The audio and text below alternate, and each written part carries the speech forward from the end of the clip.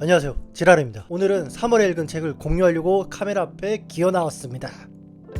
독서 결산하는 영상을 찍을 때마다 느끼는 건데 저는 좀 쩌는 것 같아요. 이 대도파민 세계에서 무한 쇼츠 세카이에서 이만큼이나 책을 읽다니, 물론 제가 오늘 그걸 자랑하려고 영상을 만든 건 아닌 게 아니고, 제가 이번 3월에 읽은 책이 전부 좋은 것 같아서 책 소개도 같이 하면 어떨까 해서 카메라를 켰습니다. 잡담은 여기까지 하고 빠르게 가겠습니다.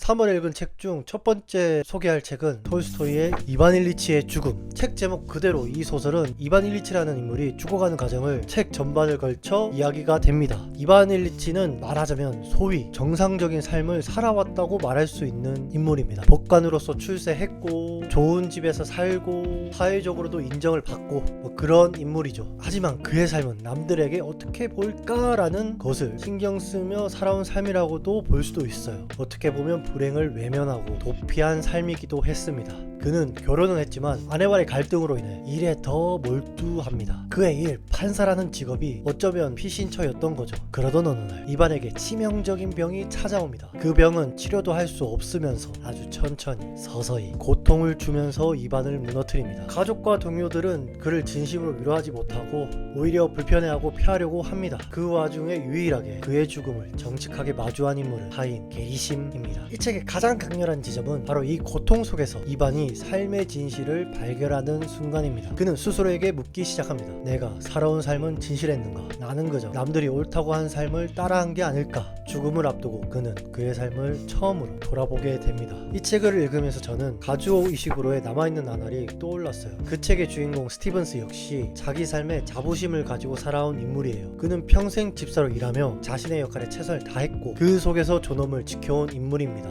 하지만 그도 자신의 업무를 위해 어떤 한 여인으로부터 고백을 받아도 외면하고 아버지의 죽음도 일 때문에 외면하고 그래요. 그 역시 이반과 마찬가지로 삶의 막바지에는 자신의 인생을 돌아보며 복잡한 감정에 휩싸이죠. 이반 일리치의 죽음, 남아있는 나날, 이 두 소설 모두 후회와 성찰, 삶의 해고 이런 것들을 담아내고 있지만 결말의 결은 조금 달라요. 이반 일리치의 죽음에서는 죽음을 통해 삶의 진실을 깨닫고 뭔가 자유로워지는 순간을 보여주기는 하는데, 반면 남아있는 나날의 스티븐스는 복잡한 감정을 품고 있으면서도 그 삶을 끝까지 묵묵히 감당하며 마무리가 됩니다. 그래서 저는 이런 생각을 해봤어요. 이반처럼 죽음을 통해 삶의 본질을 깨닫고 변화하는 삶, 스티븐스처럼 비극 속에서도 끝까지 자기의 존엄을 지켜내는 삶. 겉보기에는 좀 미련하고 현명하지 못해 보여도 집사로서의 존엄을 유지하며 그런 태도가 그의 삶을 지탱하고 있다면 그 또한 비난할 수 없는 삶의 방식이 아닐까, 그런 생각을 했습니다. 어쨌든 두 인물의 삶을 부정적으로 얘기를 한다면 비극적 깨달음인가 또는 비극적 존엄인가, 이렇게 볼 수 있을 것 같고요. 좀 더 희망을 가지고 본다면 알을 깨는 깨달음인가 또는 고고한 존엄인가로 볼 수도 있을 것 같네요. 우리는 어떻게 살아야 후회 없는 삶을 살 수 있을까요? 그런 질문을 던지면서 소설 이반 일리치의 죽음을 소개해 봅니다. 3월에 읽은 책 중 두 번째로 소개할 책은 서머신 몸의 면도날입니다. 진리의 길은 면도날 위를 걷는 것처럼 가늘고 날카롭다. 힌두교 경전에 나오는 문장에서 따온 표현이라고 하네요. 이 책의 주인공 레리는 제1차 세계대전에 참여하고 동료가 자기 대신 죽은 경험을 하고 나서 삶에 대한 감각이 완전히 달라져 버린 사람입니다. 전쟁이라는 극단적 경험을 통해 세상이 말하는 성공, 출세, 안락함 이런 것에 의문을 품기 시작했죠. 그래서 레리는 삶의 진실이 과연 뭘까, 이러한 고민 속에서 방황을 하게 되고, 그것을 찾고 싶다는 이유로 약혼자와의 결혼을 미루고 안정적인 직업도 거절한 채 프랑스와 인도 등지를 떠돌며 정신적이고 철학적인 여정을 떠납니다. 삶이란 무엇인가? 정말 내가 알고 있던 것들이 중요한 것일까? 그가 찾고자 했던 것은 단순한 여행이 아니라 존재에 대한 근본적인 이해였던 거예요. 이 소설이 흥미로운 건 레리의 삶과 주변 인물들의 삶이 극명하게 대비된다는 점이에요. 레리의 약혼자였던 이사벨은 경제적으로 안정적인 레리의 친구 그레이와 결혼을 하게 됩니다. 이사벨과 그레이는 자신이 있는 위치에서 삶을 이어가고, 반면에 레리는 이곳저곳을 떠돌죠.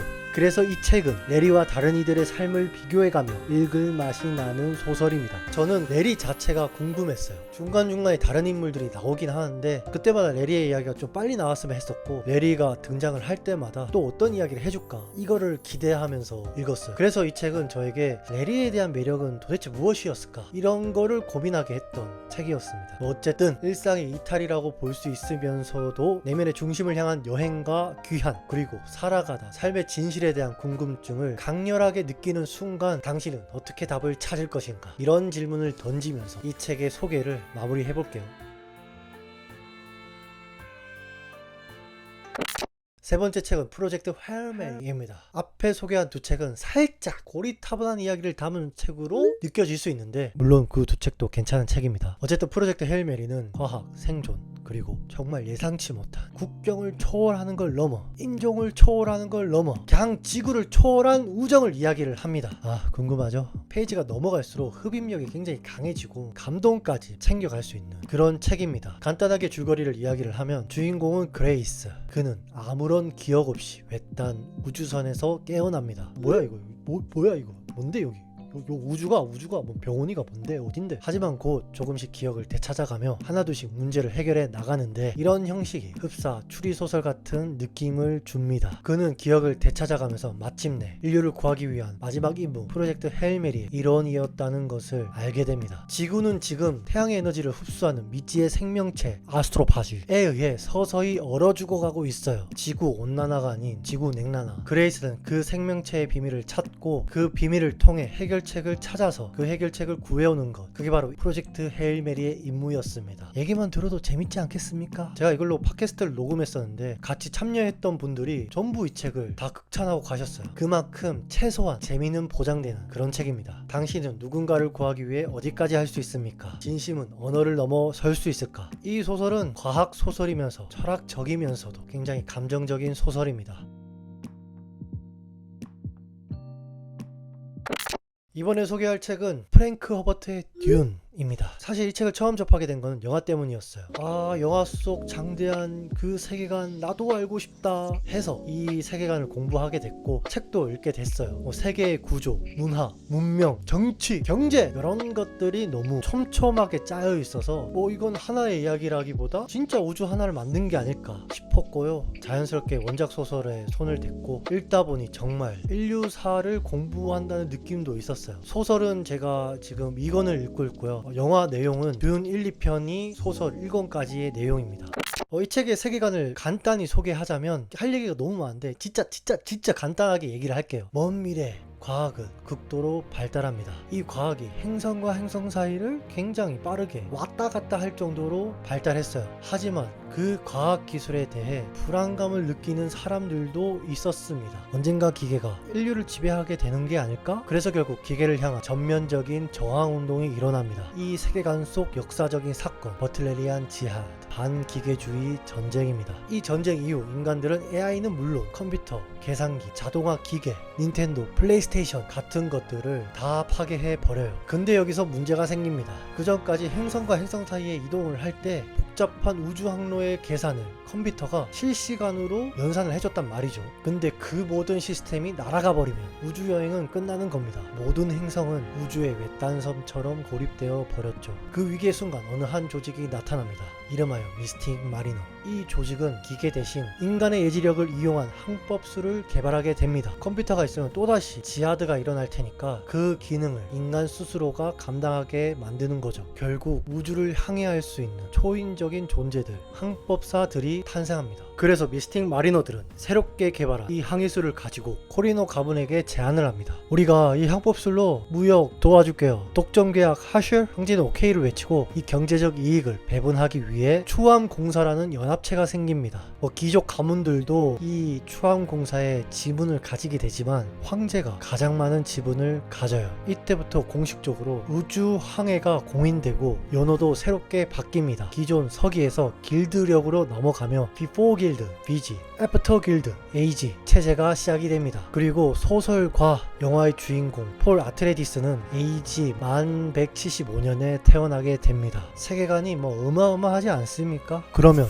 황법사들은 어떻게 초월적인 예지력을 이끌어내서 성간 여행을 가능하게 만들었을까? 이들은 초월적인 예지력을 이끌어내기 위해 어떤 물질을 섭취합니다. 이 물질이 바로 듄 세계관 속 가장 중요하고 가장 비싼 물질인 스파이스입니다. 단순히 먹고 공룡을 보는 모약과는 아주 차원이 다른 물질입니다. 우주여행, 우주무역, 우주 어쩌고를 하기 위해서는 스파이스가 필요하니까 모든 귀족 가문은 이 스파이스를 가지기 위해 아주 혈안이 되어 있어요. 문제는 모두가 스파이스를 원하는데 전 우주에서 오로지 아라키스 행성에서만 구할 수 있는 물질입니다. 행성 아라키스, 사막과 모래폭풍이 생명을 집어삼키는 땅. 그럼에도 인류 역사상 가장 귀중한 자원인 스파이스가 존재하는 유일한 행성 AG 1191년, 황제는 새로운 질서를 위해 하나의 명을 내립니다. 주인공이 속한 가문인 아트레디스 가문에게 스파이스 생산과 감시의 권한을 위해 죽음과 욕망이 공존하는 파국적인 희망의 땅 아라키스로 향하라는 명을 내립니다. 그리하여 영화와 소설 듄의 거대한 서사는 주인공 폴과 그의 가문이 치열한 이권 다툼이 일어나는 아라키스에 발을 들이면서 시작됩니다. 이야기의 최고 감동은 정말 잘 짜여진 세계관이다. 개솔 지라르께서 한 말이죠. 진짜 이 듄의 세계관이 저를 미치게 만들었어요. 근데 이 세계관 속에서 어떤 의문이 드는 것 중에 하나가 기계가 무서워서 기계를 없앴는데 결국 인간을 기계화시킨 게 아닌가 이런 생각이 들긴 하더라고요. 항법사처럼 스파이스에 중독된 채 미래를 계산하는 우주 연산자도 있으니까요. 제 눈에는 이들이 마치 훈련되어 기계처럼 사용되는 인간으로 보였어요. 기계는 사라졌지만 욕망은 사라지지 않았습니다. 기계가 주었던 편리함을 우리는 놓지 못하겠지요. 어쨌든 듄은 그런 철학적인 질문부터 우주 제국의 정치, 종교, 생태, 운명까지 듄이 올해 저를 가장 미치게 만든 책이 되지 않을까 예상합니다. 이렇게 오늘 3월에 제가 읽은 책에 대해 이야기를 해봤는데요. 대단하네요. 저도 꽤 잘 읽었어. 오늘도 저의 긴 영상 봐주셔서 감사합니다. 땡큐.